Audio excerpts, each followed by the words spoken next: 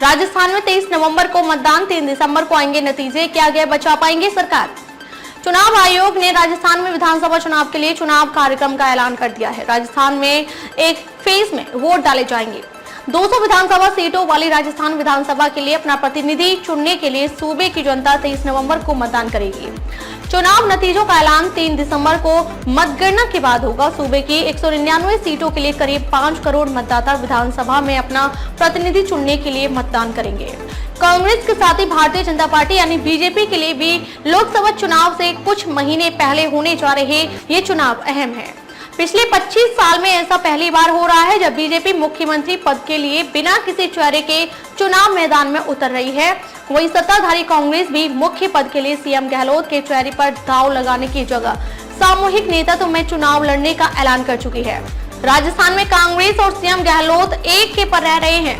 राजस्थान में सबसे बड़ा चेहरा होते हुए भी गहलोत को सीएम फेस बनाने से कांग्रेस क्यों बच रही है, इसकी चर्चा करने से पहले नजर डाल लेते हैं 2018 के चुनाव परिणाम पर। साल 2018 में 200 सदस्यों वाली राजस्थान विधानसभा के 199 सीटों के लिए हुए चुनाव में कांग्रेस बतौर विपक्षी पार्टी मैदान में थी। कांग्रेस 39.8% वोट शेयर के साथ 99 सीटें जीतकर सबसे बड़ी पार्टी के रूप में उभरी, लेकिन बहुमत के लिए जरूरी 100 सीट के जादुई आंकड़े से महज 1 सीट के अंतर से पीछे रह गई थी। तब बतौर सत्ताधारी पार्टी मैदान में उतरी। बीजेपी वोट शेयर के लिहाज से मामूली अंतर से पीछे रह गई थी। कांग्रेस के 39.8% वोट शेयर के मुकाबले बीजेपी को वोट शेयर 39.3% रहा था। बीजेपी को 73 सीटें मिली थी। राजस्थान चुनाव में 4% वोट शेयर के साथ बसपा के 6 विधायक जीते थे। हनुमान बेनीवाल की पार्टी आरएलपी को भी 2.4% वोट शेयर के साथ 3 सीटें मिली थी। 9.6% वोट शेयर के साथ 13 निर्दलीय और 4.9 वोट शेयर के साथ अन्य दलों के 5 उम्मीदवार भी चुनाव जीतकर विधानसभा पहुंचे थे।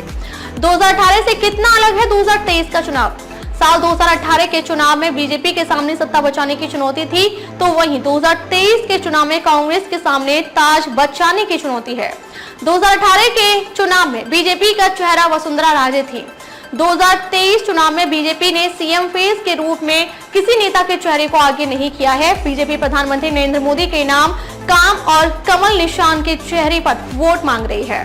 दूसरी तरफ कांग्रेस भी मुख्यमंत्री गहलोत को बतौर सीएम फेस प्रोजेक्ट करने से बच रही है। राजस्थान में अशोक गहलोत और सचिन पायलट के बीच सत्ता को लेकर शीत युद्ध नजर आया, तो वहीं हर चुनाव में सरकार बदलने की परंपरा भी है। इन सबको कांग्रेस के सीएम फेस घोषित करने से परहेज करने की वजह बताया जा रहा है। कांग्रेस और बीजेपी दोनों ही इस बार किसी चेहरे को आगे कर चुनाव मैदान में उतरने की जगह सामूहिक नेतृत्व की बात कर रही हैं। बेनीवाल ने चुनाव से कुछ ही समय पहले पार्टी बनाने का ऐलान किया था। इस बार बेनीवाल की पार्टी 5 साल पुरानी हो चुकी है। बेनीवाल ये ऐलान कर चुके हैं कि आरएलपी किसी भी दल से गठबंधन किए बिना चुनाव मैदान में उतरेगी। ऐसे में चुनाव केवल बीजेपी और कांग्रेस ही नहीं, बेनीवाल के लिए भी अपना सियासी वजूद बचाने की चुनौती होगी। बैंक का टेस्ट। राजस्थान के 2018 चुनाव में हनुमान बेनीवाल की पार्टी आरएलपी नई नवेली थी।